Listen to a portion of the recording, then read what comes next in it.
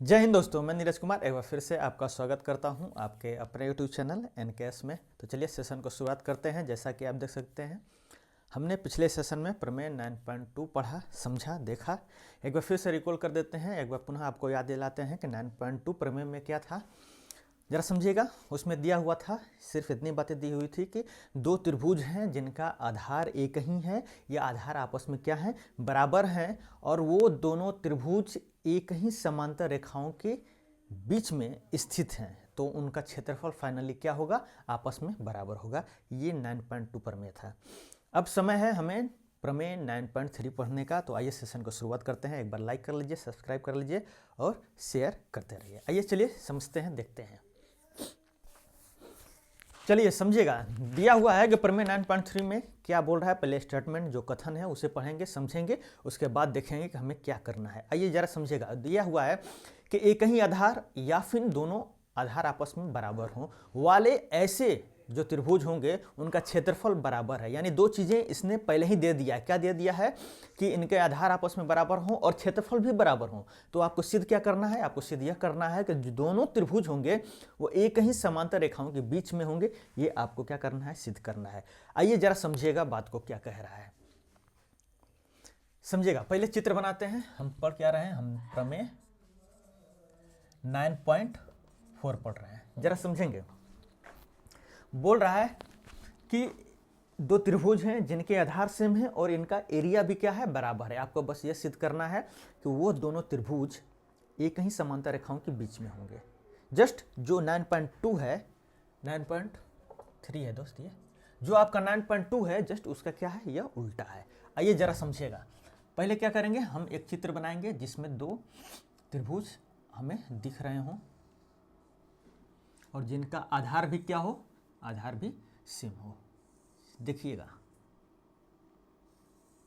ये इस प्रकार हो गया।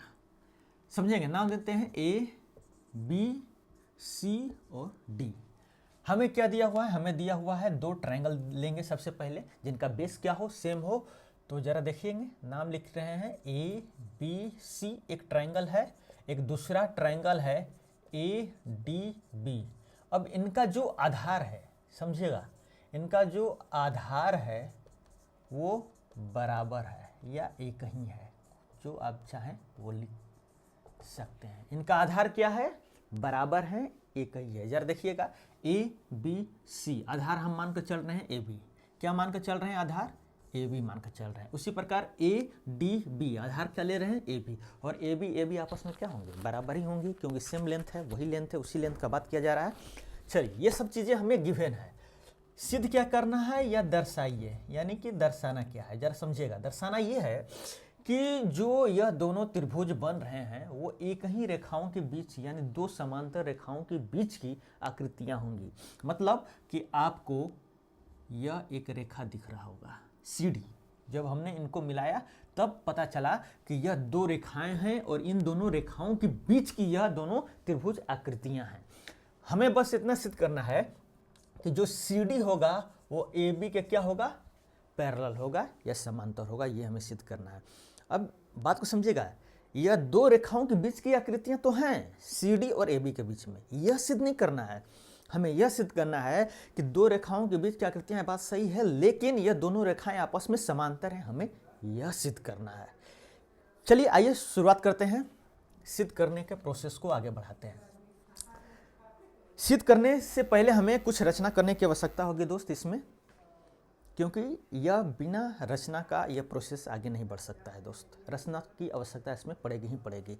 आइए रचना किस प्रकार करते हैं जरा समझिएगा। इसमें रचना इस प्रकार करेंगे, दोनों ट्रायंगलों का हाइट बनाएंगे। हाइट क्यों सर, बात को अभी जस्ट समझेंगे दोस्त। हम दोनों ट्रायंगलों को अलग अलग हाइट क्यों बना रहे हैं, पहले चलिए बनाते हैं ए डी बी का हाइट। ए डी बी का हाइट, और हाइट मतलब आप समझते ही हैं कि जो भी ट्रायंगल है उसका बेस पर परपेंडिकुलर। क्या बात को समझ पा रहे हैं, किसी भी ट्रायंगल का जो हाइट निकल कर आता है, जब हम formula half base into height लिखते हैं तो जो बेस पर परपेंडिकुलर बनता है उस ट्रायंगल के लिए उसका क्या हो जाता है, हाइट हो जाता है। क्या हो जाता है, हाइट हो जाता है। इसे नाम दे देंगे एम। आइए दूसरा जो ट्रायंगल है ए बी सी, इसका हाइट हम बनाते हैं इस प्रकार। और ये क्या होगा, परपेंडिकुलर होगा। इसका नाम दे देते हैं एन। अब सी एन, जो यहाँ पर जो रेखा है सी एन और यहाँ पर जो डी एम है, ये दोनों क्या है, परपेंडिकुलर है किस पर, ए बी पे पर। चलिए हम रचना में सबसे पहले इन्हें बना लेंगे, लिखेंगे रचना। रचना में हमने क्या किया, हमने किया D M perpendicular A B और किया हमने C N perpendicular A B. ये चीज़ हमने क्यों बनाया है अभी जस्ट इसके बाद समझ में आएगा दोस्त, जरा समझिएगा बात को। हमारा लक्ष्य क्या है, हमारा लक्ष्य है सी डी को ए बी के पैरेलल करना। चलिए देखिएगा, ये हमने क्या किया है, ये रचना के थ्रू बनाया है। अब जरा समझिएगा, आइए दूसरा पॉइंट लेते हैं, जरा समझिएगा। अगर हम थोड़ा यहाँ पर देखिएगा, अगर हम एम एन और सी डी को अगर पैरेललोग्राम या फिर समांतर चतुर्भुज सिद्ध कर देते हैं, क्या सिद्ध कर देते हैं, एम एन सी डी को जो एक चतुर्भुज बन रहा है, देखिए एम यहाँ पर एन और ऊपर सी और इधर D, M N C D एक चतुर्भुज है। अगर इसे हम एक समांतर चतुर्भुज सिद्ध कर देते हैं तो फाइनली हम क्या लिख सकते हैं, अगर समांतर चतुर्भुज इसे हम सिद्ध कर देते हैं तब की बात बोल रहे हैं दोस्त, C D parallel M N लिख सकते हैं। अगर समांतर चतुर्भुज सिद्ध हो जाता है तब की बातें हैं, C D parallel M N लिख सकते हैं सर, कोई बात नहीं। तो क्या हम C D parallel A B लिख सकते हैं, बिल्कुल लिख सकते हैं सर। कैसे लिख सकते हैं सर, क्योंकि एम एन ए बी का ही तो भाग है। एम एन किसका भाग है, ए बी का भाग है, यानी कि एम एन के ही लेंथ में ही तो ए बी है। और जब एम एन समांतर हो जाएगा तो सी डी के पैरेलल ए बी अपने आप हो जाएगा। और हमें सिद्ध क्या करना है, C D parallel A B, C D parallel A B. लेकिन उससे पहले हमें यह सिद्ध करना पड़ेगा कि एम एन सी डी एक समांतर चतुर्भुज हो। अभी सिर्फ चतुर्भुज है, अभी क्या है, सिर्फ चतुर्भुज है। लेकिन अगर इसे हम समांतर चतुर्भुज सिद्ध कर देते हैं तो सी डी और एम एन एक दूसरे के पैरेलल निकलेंगे, और जिस प्रकार सी डी एम एन के पैरेलल हो जाएगा उसी प्रकार सी डी ए बी के पैरेलल हो जाएगा और हम अपने निष्कर्ष की तरफ बढ़ जाएंगे। आइए चलिए चलते हैं, सबसे पहले यह करते हैं एम एन सी डी को पैरेलल कैसे करेंगे। चलिए आइए देखिएगा।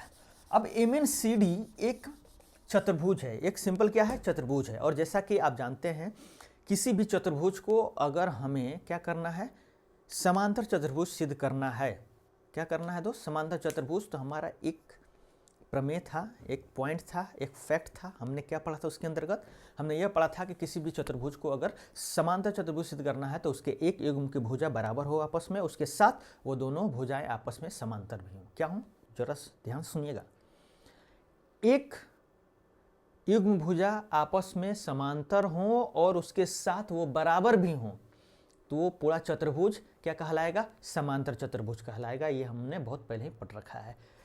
इसी बेसिस को लेकर चलेंगे और इसे एम एन सी डी को क्या करेंगे, समांतर चतुर्भुज प्रूफ करने का कोशिश करेंगे। अब जरा समझिएगा, एम एन सी डी में जरा देखिएगा, एम एन सी डी में, किसमें, एम एन सी डी में क्या हमारा एम जो डी एम है वो पैरेलल सी एन लिख सकते हैं। कैसे लिख सकते हैं सर, क्या एम एन सी डी में जो डी एम और सी एन है, एम एन सी डी जो डी एम है और सी एन है, यह पैरेलल लिख सकते हैं। कैसे लिख सकते हैं, आइए जरा ध्यान समझिएगा। अब ऐसा एज्यूम कीजिए कि दो रेखाएं हैं, यह दो रेखाएं हैं, इसका नाम डी एम जैसा ये है, उसका नाम सी एन। कोई समस्या नहीं, कोई समस्या नहीं सर। एक तीसरी रेखा जो ए बी है या फिर एम एन है, एम एन ही रख लेते हैं, एम एन है, जो इसको कट कर रही है। क्या कर रही है, कट कर रही है। तो यह एंगल और यह एंगल संगत कोण होंगे, बिल्कुल। यह जो एंगल है और यह जो एंगल है क्या होंगे, संगत कोण होंगे सर। जरा समझिएगा ध्यान से, जब यह एंगल और यह एंगल अगर आपस में बराबर हो जाते हैं, ध्यान से समझिएगा, यह सिर्फ और सिर्फ अभी के लिए संगत कोण है। लेकिन नियम लाइन एंड एंगल चैप्टर में हमने क्या पढ़ा था कि जब कभी भी दो रेखाओं को एक तीसरी रेखा कट करती है तो अगर संगत कोण जो बन रहा है अगर आपस में बराबर हो जाते हैं तो वो दो रेखाएं आपस में क्या हो जाती हैं, समांतर हो जाती हैं। क्या हो जाती हैं, समांतर हो जाती हैं। तो क्या हम फाइनली लिख सकते हैं इसका रीजन डी एम पैरेलल होगा सी एन के। क्यों होगा, क्योंकि angle of D M N बराबर है angle of C N M के, सी एन एम के, और यह कितना है 90 डिग्री है। और ये 90 डिग्री कैसे है, रचना से है। कैसे है दोस्त, अब यह 90 डिग्री कैसे है, रचना से है, क्योंकि रचना हमने ऐसा किया ही है। और जब यह दोनों आपस में क्या हो गए, बराबर होंगे, तो ध्यान से देखिएगा यह हो जाएगा संगत कोण। क्या हो जाएगा, संगत कोण। क्या हो जाएगा दोस्त, संगत कोण। और संगत कोण आपस में बराबर, तो जो दो रेखाएं होंगी वो क्या होंगी, आपस में समांतर होंगी। क्या होंगी, आपस में समांतर होंगी। क्या आप यह दूसरा जो पॉइंट है, हमने दूसरा पॉइंट में जो बातें बताया ये सब, क्या आप इस बात को समझ पा रहे हैं? बिल्कुल। चलिए आइए यहाँ तक देख लीजिए, उतार लीजिए, उसके बाद आगे इसे मिटाते हैं, फिर आगे बढ़ते हैं। चलिए मिटाएं। चलिए अब देखिएगा, अभी हमने आपको क्या बताया था, किसी भी चतुर्भुज को समांतर चतुर्भुज अगर सिद्ध करना है तो सबसे पहले क्या एक नियम है जो हमने आपको अभी जस्ट बताया कि उसके एक युग्म रेखा को समांतर सिद्ध कर दीजिए। एक युग्म रेखा डी एम और C N, M N C D चतुर्भुज का एक युग्म रेखा डी एम और सी एन है। इसको हमने क्या सिद्ध किया, एक दूसरे के पैरेलल।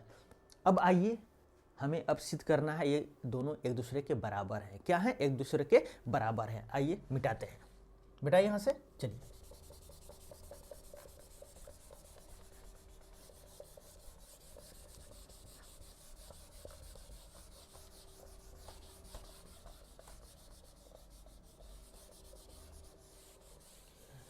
चलिए आइए देखिएगा, समझिएगा। तीसरा पॉइंट, तीसरा पॉइंट में हम क्या करने जा रहे हैं, हम तीसरा पॉइंट में डी एम को किससे, सी एन के बराबर करने जा रहे हैं। और जैसे ही हम ये बराबर कर देते हैं तैसे एम एन सी डी क्या हो जाएगा, एक पैरेललोग्राम यानी समांतर चतुर्भुज। कैसे होगा जरा समझिएगा। प्रश्न के अनुसार, या प्रश्न ऐसा नहीं लिखेंगे क्योंकि प्रमेय है, क्या लिखेंगे, area of A B C बराबर है area of A D B, और ये चीज़ दिया हुआ है। कहाँ दिया हुआ है, जरा देखिएगा, यहाँ पर आपके प्रश्न, आपका जो प्रमेय है उसमें दिया हुआ है कि एरिया ऑफ जो दोनों ट्रायंगल होंगे उनके एरिया आपस में क्या होंगे, बराबर होंगे। ये आपके प्रश्न में, आपके प्रमेय में ही दिया हुआ है। अब जरा समझिएगा, जब हमने लिख लिया कि ये जो एरिया दोनों ट्रायंगल के आपस में बराबर हैं, तो इसका एरिया का फॉर्मूला क्या होगा, हाफ बेस। बेस क्या है, ए बी। क्या आप बात को समझ पा रहे हैं? अब इस ए बी सी पकड़िए, ए बी सी, इस ए बी सी में ए बी क्या है, आधार है, और इसका हाइट, बेस इंटू हाइट होता है, एरिया का formula half base into height. इसका हाइट क्या हमने बनाया है, सी एन। क्या बनाया है, सी एन, और यह बराबर है, फिर फॉर्मूला लगाएंगे 1/2 बेस। बेस क्या है, ए बी। बेस क्या है, ए बी, और हाइट इसका क्या है, ए डी बी का बेस ए बी निकला, हाइट क्या निकल कर आ रहा है, डी एम। ये डी एम और सी एन ये हमने रचना से बनाया है। एक बार फिर से बोल रहे हैं दोस्त, ये प्रश्न में नहीं दिया, आपके प्रमेय में नहीं दिया हुआ है, आपके रचना के थ्रू हमने इसे हाइट के रूप में लिखा है। अब जरा देखिए, क्या यह पार्ट और यह पार्ट कट जाएगा, फाइनली क्या निकल कर आ जाएगा, सी एन बराबर डी एम। क्या निकल कर आ जाएगा, सी एन बराबर डी एम। अब आइए जरा चौथा पॉइंट ध्यान से देखिएगा। फर्स्ट एवं सेकेंड के अनुसार, या फिर आप यह नहीं लिखना चाहते हैं तो आप क्या लिख सकते हैं कि C N parallel D M, C N equal to D M, इसलिए सी एन डी एम एक सी, थोड़ा नाम लिख लेंगे अच्छे से, एम एन और C D. M N C D एक क्या होगा, समांतर चतुर्भुज। क्या होगा दोस्त, समांतर चतुर्भुज। ये क्या प्रूफ हो गया दोस्त, समांतर चतुर्भुज। क्या आप इस बिंदु को समझ पा रहे हैं? क्योंकि यह एक प्रमेय है और इसे हमने बहुत पहले ही पढ़ रखा है समांतर चतुर्भुज वाले में। क्या वहाँ पर यह था कि कोई एक भुजा आपस में पैरेलल हो और समांतर हो, बराबर हो, और क्या हो, समांतर हो, तो आपस में क्या हो जाएंगे, समांतर चतुर्भुज। ये बात समझ में आ रहा है। चलिए अब आइए जरा 5वां पॉइंट ध्यान से समझिएगा। 5वां पॉइंट, अब MNCD एक समांतर चतुर्भुज हो गया, तो क्या हम लिख सकते हैं CD पैरेलल MN, जो हमने पहले ही आपको बता दिया था। MNCD अगर एक समांतर चतुर्भुज है जो सिद्ध हो चुका है, तो उसकी सम्मुख भुजाएं आपस में क्या हो जाएंगी, बराबर या फिर समांतर हो सकती हैं, कोई समस्या नहीं है। तो हमने क्या लिखा है, CD समांतर MN। और जब CD समांतर MN लिख सकते हैं तो फाइनली लिख सकते हैं CD समांतर AB, CD समांतर AB। और हमें यही क्या करना है, प्रूफ करना है। हमें क्या करना है, यही हमें प्रूफ करना है, CD समांतर AB, CD समांतर AB।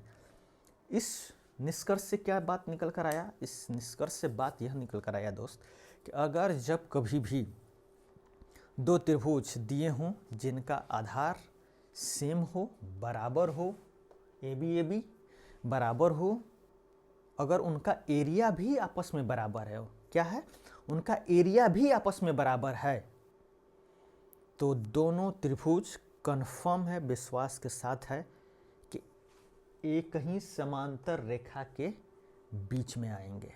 क्या आएंगे, एक ही समांतर रेखा के बीच में आएंगे। ये रहा दोस्त आपका प्रमेय 9.3। इसके आगे उदाहरण है, नेक्स्ट सेशन में मिलेंगे। सेशन को समाप्त होने से पहले एक पॉइंट हम आपको बता देना चाहते हैं दोस्त, जरा ध्यान से समझिएगा बात को।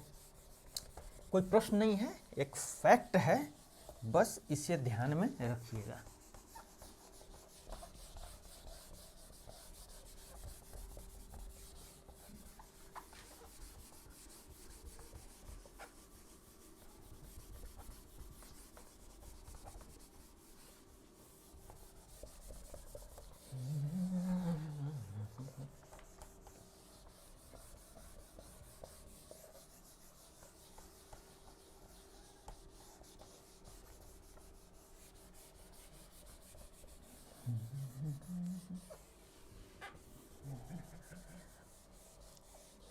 चलिए जब मिलेंगे हम नेक्स्ट सेशन में तो वहाँ पर उदाहरण 3 और 4 जो बचे हैं उदाहरण, उन उदाहरणों को देखेंगे। उसके बाद अपना यह चैप्टर लगभग सभी फैक्ट जो भी उदाहरण है समाप्त हो जाएंगे और हमारा अंतिम में बचेगा प्रश्नावली।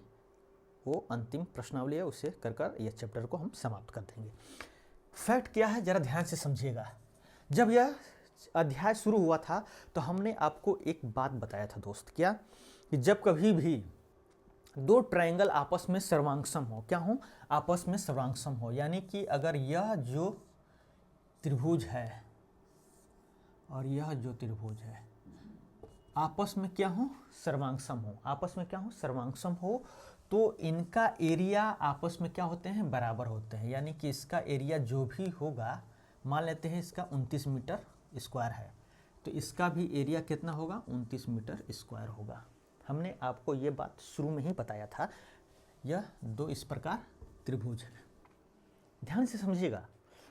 जब यह दोनों त्रिभुज सर्वांगसम होंगे तब इनका एरिया आपस में क्या होगा, बराबर होगा। लेकिन जरा इसका उल्टा बात करते हैं। उल्टा बात क्या है सर, क्या यह भी हो सकता है कि एक 20 मीटर स्क्वायर वाला 20 मीटर स्क्वायर जिसका एरिया है त्रिभुज, और दूसरा जो है त्रिभुज 20 मीटर स्क्वायर उसका भी एरिया नहीं है, तो यह दोनों त्रिभुज आपस में सर्वांगसम होंगे? क्या ये भी हो सकता है? बात को समझिएगा, पकड़िएगा, एक फैक्ट है, इसको ध्यान में रखिएगा। पहला पॉइंट हमने जो शुरू में आपको यह बताया था, क्या बताया था कि अगर दो त्रिभुज हैं, अगर सर्वांगसम हैं तो उनका एरिया कन्फर्म है, क्या होगा, बराबर होगा। ये बातें सही हैं, कोई समस्या नहीं है। लेकिन जब इसका उल्टा हम पढ़ रहे हैं, उल्टा क्या, उल्टा यह कि अब हम कर दिए हैं, एक त्रिभुज है जिसका एरिया 20 मीटर स्क्वायर है और दूसरा भी त्रिभुज है उसका भी एरिया 20 मीटर स्क्वायर है, तो क्या ये दोनों त्रिभुज भी आपस में सर्वांगसम होंगे? नहीं दोस्त, कोई कंफर्म, कोई विश्वास के साथ नहीं कह सकते हैं आप कि यह जो दो त्रिभुज बनेंगे उनका एरिया भी, वो जो दोनों त्रिभुज होंगे वो भी आपस में सर्वांगसम होंगे। यह कतई नहीं है। बात को समझिएगा, दो बातें हैं, फिर से एक बात बोल रहे हैं। सर्वांगसम दो त्रिभुज अगर सर्वांगसम एक दूसरे के तो उनका एरिया बराबर होगा, बात सही है। लेकिन जब दो त्रिभुज है जिनका एरिया बराबर है तो वो दोनों त्रिभुज आपस में सर्वांगसम होंगे, गलत है। कैसे, आइए जरा देखिएगा।